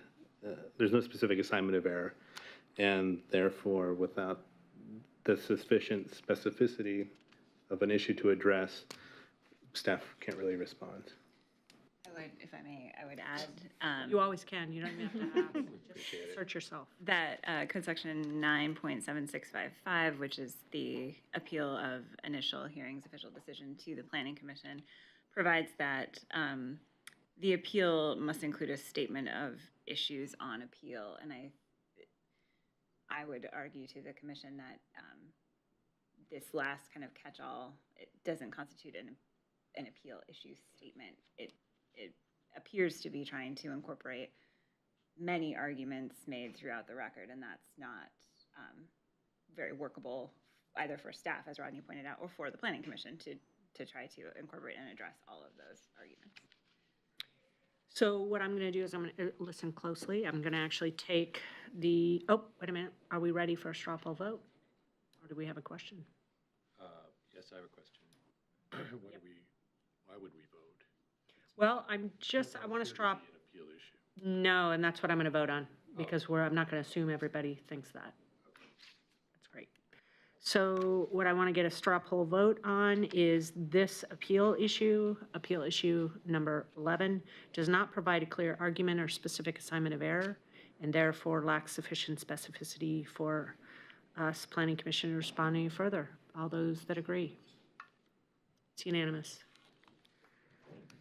Okay, we've completed our straw poll votes for all 11 appeal issue items. So we're ready to make a motion. Does anybody want, unless staff, do you want to make a comment before we move forward? I would just say, during Planning Commission's discussion tonight, I haven't heard any concern about the specific wording of the draft final order. But if any planning commissioners do have, I'm sorry, with the Yeah, there is, exception of with the exception. Commissioner Baker's thoughts about the conclusion, I apologize. If any of the planning commissioners have concerns or would like to see changes in any of the wording, that would be helpful to know now, and then staff will be able to bring you back final order for approval and signature next meeting. Great, so, yes, I Commissioner just have Webb. again, being new to this, if you agree with everything that's in the order, with the exception of Stephen's great suggestion of a sentence, and we could agree on the language of the sentence which was to be added, could we not actually vote on the order tonight? You could, and actually, I also apologize because Rodney pointed me to not the very final paragraph of the draft final order, but the, on page 15, under heading Roman numeral number 5, conclusion. That paragraph provides the Eugene Planning Commission reviewed the record and the assignments of error in the appeals and hereby affirms with modification the decision of the hearings official to conditionally approve Lima River Greenway, et cetera, the conditions of approval imposed by the hearings official and adopted by the Planning Commission are included below. Then we go through all of the conditions, and then there's that final conclusion.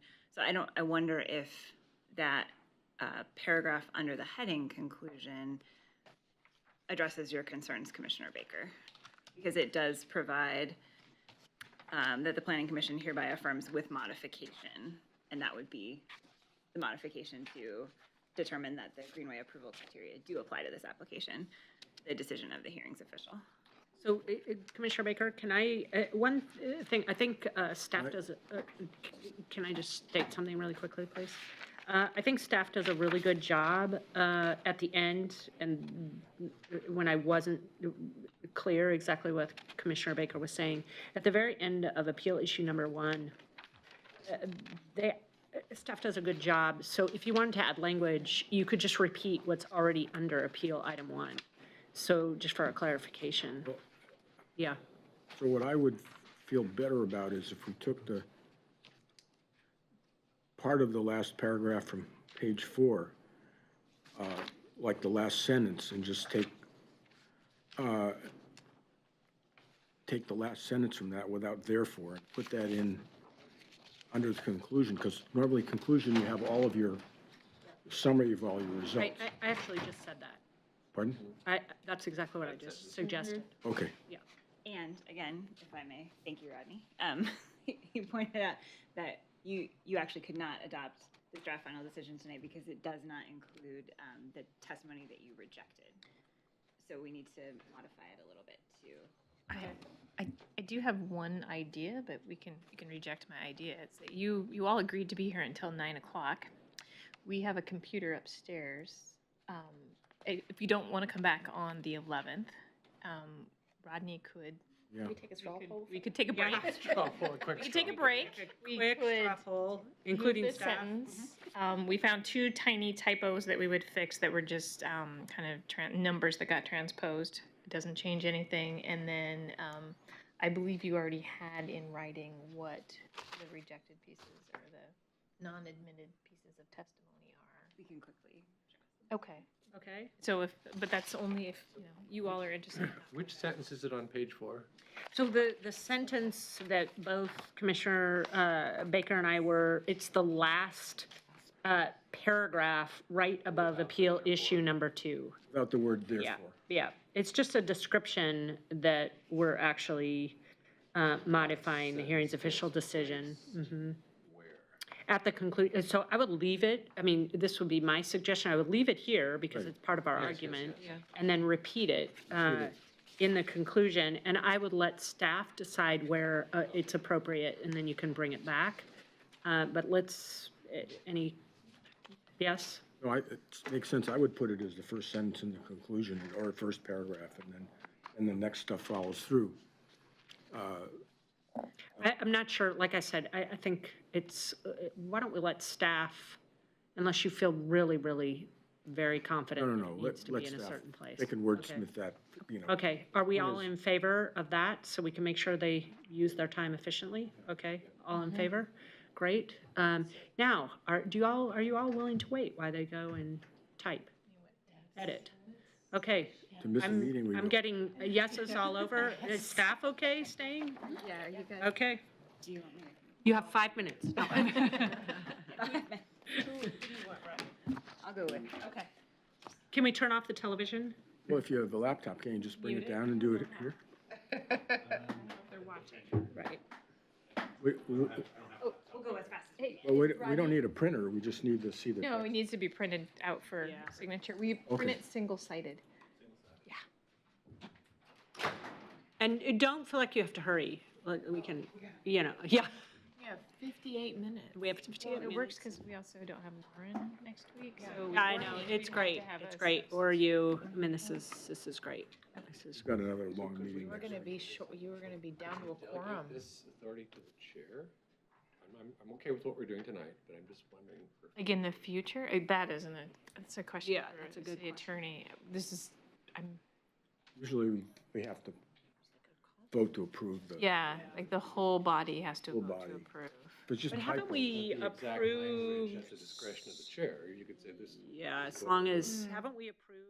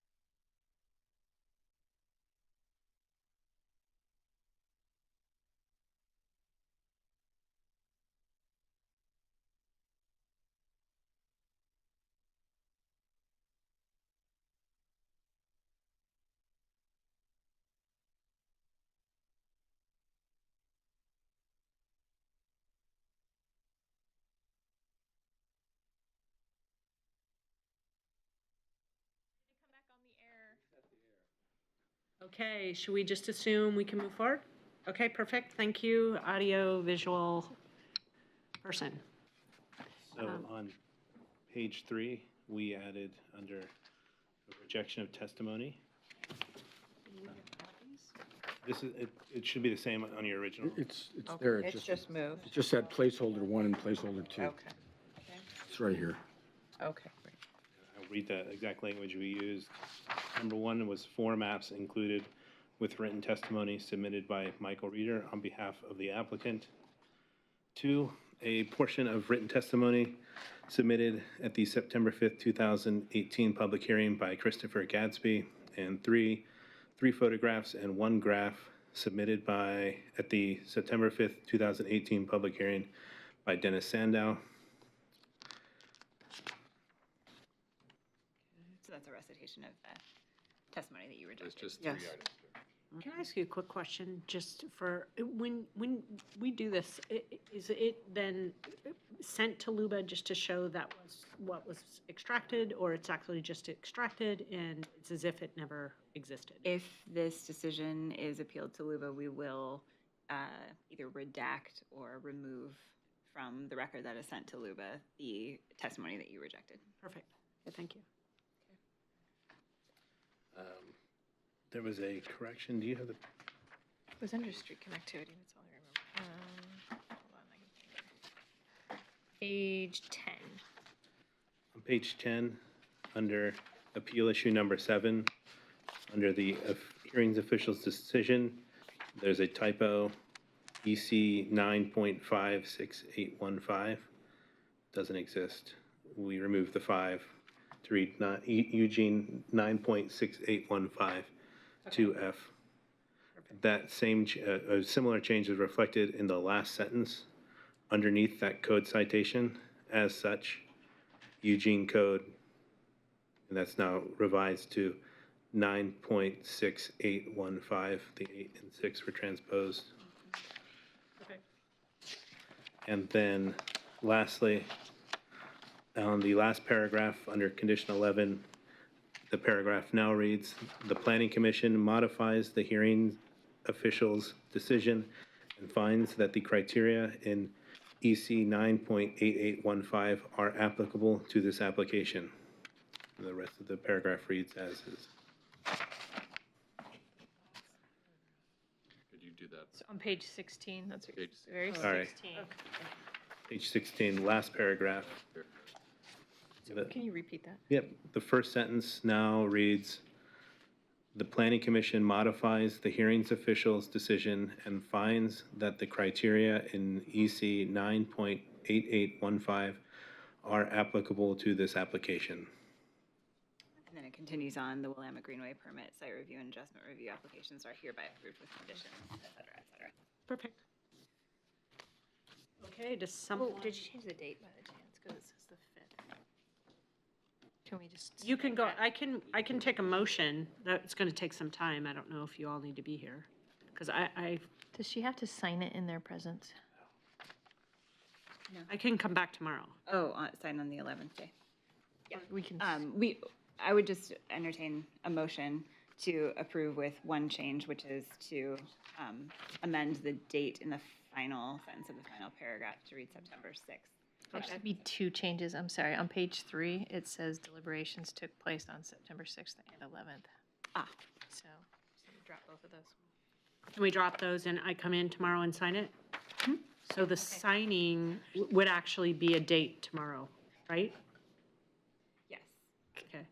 If you want to come in tomorrow and sign. I can do that, so you guys don't have to stay here, or you can go back up, whatever, I'm gonna let you decide. And I'm just going to point out now that I see 3 more references to September 11th on page 2, but we Yeah.